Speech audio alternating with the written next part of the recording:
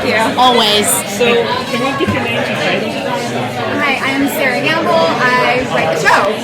I am John McNamara, and I do the same. A common running theme in mythology is that gods are too divine to be seen by the human eye. And so I'm wondering, we've seen Umber and Ember, and those are kind of like the lesser gods. And so I'm wondering if the gods above them, are they kind of playing to the same rules, or do we expect to like meet them in human form?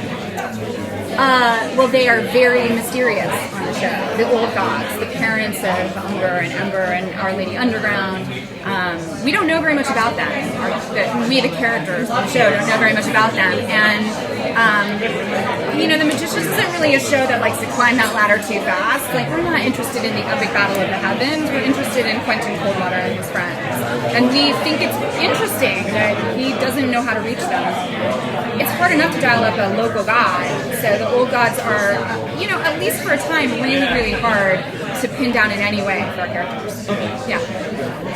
I have a supernatural sort of based question. Okay. Sort of. There's similarities, but there's also differences, obviously, between that show and this show.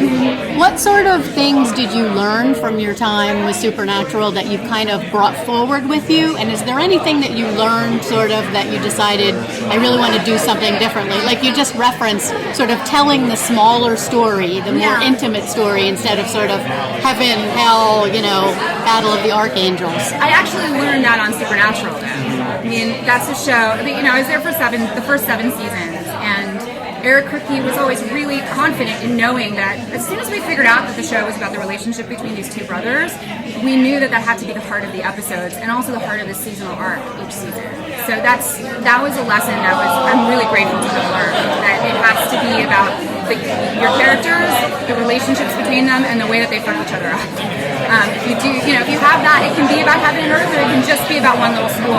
So you really took the same sort of thing and just situated it in a universe that goes in different places, but keeps that intimacy and that sort of, you have an emphasis on relationships in this show, certainly, both of you.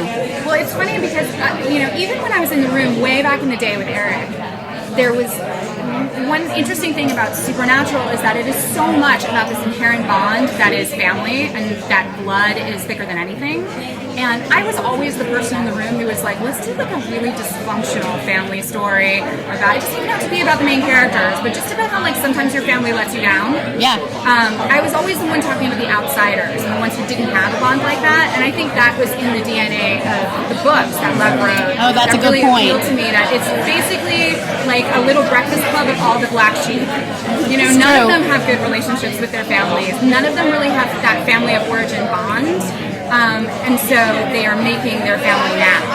Which is one of the things that's so appealing about it, I think. Yeah. And what is it about the supernatural that attracts you to this genre of television? Supernatural elements, the fantastical, is they're such powerful storytelling tools to touch on the archetypes of what makes us human. It's just it's just really fun. Yeah, you get to blow things up, make people levitate, and still tell a story that's personal and meaningful and deep. Yeah. What I like most about the Magicians is the depression and the darkness. It powers their magic, kind of, And now that it powers their magic, and now magic is gone, how does that affect that emotional side of these magicians? That they had this thing that they can go to like use their darkness, and they had a use for it, And now they don't have a really. Does that affect? Karl Marx, each according to his gifts. So I think some of the characters are actually going to flourish and show great bravery and great leadership.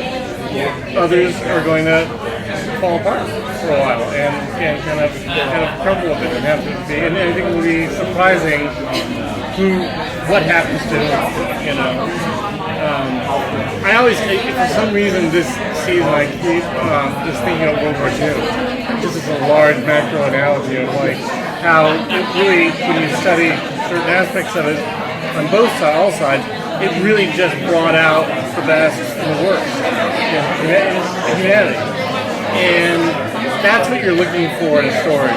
is what can showcase the absolute most noble and what can showcase the most evil. Now, your storyline keeps dipping into very dark areas, massacres, rapes, abortions, and you have chosen as a show to portray that in detail. You don't back away from it.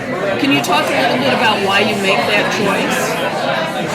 Because we want to look at it in detail. We want to examine it. We want to talk about it.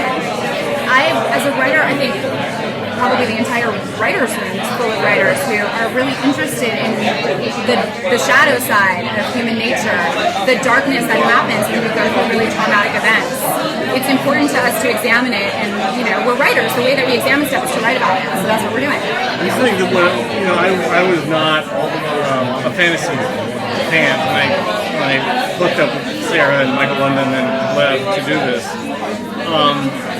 And I loved the book, the first book, but it didn't really sink a hook into me until I realized that the entire MacGuffin, if you will, is a child being abused by an adult. And you can't tell that story halfway, or you're lying. And that's what got me. And I kept saying, if that ever is in danger of being cut back or cut out or whatever, then we quit. Because I think it's actually, I could go on and on about violence on television and violence in movies, which I'm neither for nor against, except when you show something really, really violent and it's really funny, and then you don't show the really horrible after effects of it. Yes. Violence can be weirdly funny in the moment, but if it breaks your jaw, you got 8 weeks of The Wire, and you know what I'm saying? So it's you got to show the whole thing. That's what's great about television. Is you're not doing 2 hours in and out. You really can expand the themes and the repercussions of everything, good and bad. Yeah.